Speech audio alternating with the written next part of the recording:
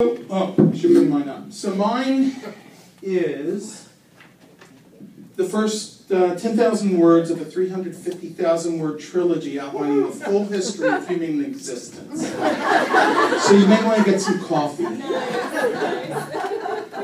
it's in Old English, right? And in Old English. Actually, Sanskrit. It's the sand language. Mel Brooks used to say it's the sand language. Okay. I apologize. If you waited this long, you're going to be grossly disappointed. Self Restraint. There are two kinds of sex. One is the kind where you do it to merge with your partner completely, in mind and soul. You become perfectly connected and in sync. You stare into your partner's eyes. You want that moment to never end. And you think about intertwining wrinkled fingers and walking slowly down the park sidewalk 50 years into the future. This wasn't that type of sex. Wow, I'm hungry, she said, lifting her back from the bed for the first time in the last 10 minutes. And thirsty. I need water. Want any? Sure, but would you mind undoing the cuff wrist first? The wrist cuff first? I have to check my phone messages. Oh, yeah. The ripping sound of Velcro filled my left ear, and I rubbed my wrist from where the too tight cuff had been. When did you get this strapped on, and how? I asked her. Somewhere between oh and oh, I think. You were otherwise preoccupied.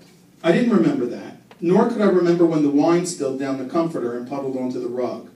The phone binged with a new text message. I reached on the floor for the iPhone, scooped it up, and pushed a couple of buttons. I tried to block out the sound of her releasing a stream like a racehorse as I read the text messages. Thanks. Hey, it's Tim. I'm back. This is what I read. Hey, it's Tim. I'm back in town 2 days earlier than expected. Meet you at your place at 9. Kiss, kiss. I pulled the phone from my ear and checked the timing of the phone call. 8:45. And I'm sorry, I did that wrong because it's a text message. Her phone, not mine. I pursed my lips even though no one would be able to see it. Hey, Connie, that Tim you've been talking about is coming over around 9. What time is it now? It's 8:45, maybe 8:46 by now. Shit, he doesn't know that you and I, I repeated exactly as she had said it. Are you making fun of me? She walked into the room, thong in redressed position, and sat on the bed. She was stunning and probably out of my class. Well, my one talent does help me jump to a higher class. Are you making fun of me? She asked again. Probably, it's what I do. So we have like 15 minutes to make sure he can't see that we had sex. Think that's possible? I don't know, she said. How does my hair look? You're doomed. How about me? If you had any, you might be in trouble. Nice, I spend 10 minutes nearly suffocating for your pleasure and you make jokes about my slightly thinning hair. Pretty much. Go use the brush in the bathroom, she suggested.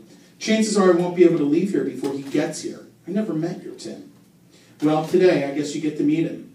I walked out of the room and back in. How's my breath? And I blew some air in her face. Go brush your teeth, please. Use any brush you can find there, even the hairbrush. I looked at her funny. I'm interested in getting hair out, not, I know what you're going to say, funny boy, just brush. You know, you're lucky I'm an easy lay. So what have you told your Tim about me? Nothing. Why would you come up? I snickered at a play on her words, but at the same time winced at the implication. I wasn't important enough to be part of a real conversation with a real person in her life. He's a very straight guy, she said. He wouldn't want to know that his girlfriend plays on the side every once in a while. Once in a while? This is the third time this week. You're lucky I can keep up. Sounds like you're the lucky one. She smiled and kissed me lightly on the lips. Suddenly, for a moment, for the first time, I was jealous. Which was against the rules of casual sex. No jealousy, no commitment, no nothing. Just fun, fun, fun, and go, go, go. And now something was happening that I couldn't control. It lasted more than just a moment. Are you okay? She gave me a funny look. Are you nervous about meeting Tim, or are you having second thoughts about this casual thing? She questioned with a smile I don't think I've ever seen on her face before.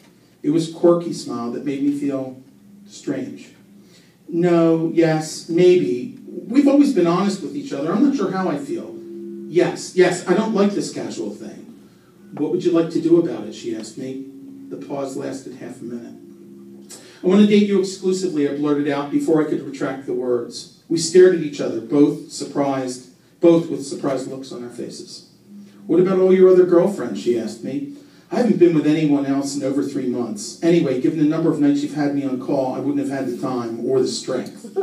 Are you saying I'm needy? No. Yes. I don't know. I just know that I really like spending time with you, and I really hate the fact that Tim is coming over and that I have to leave.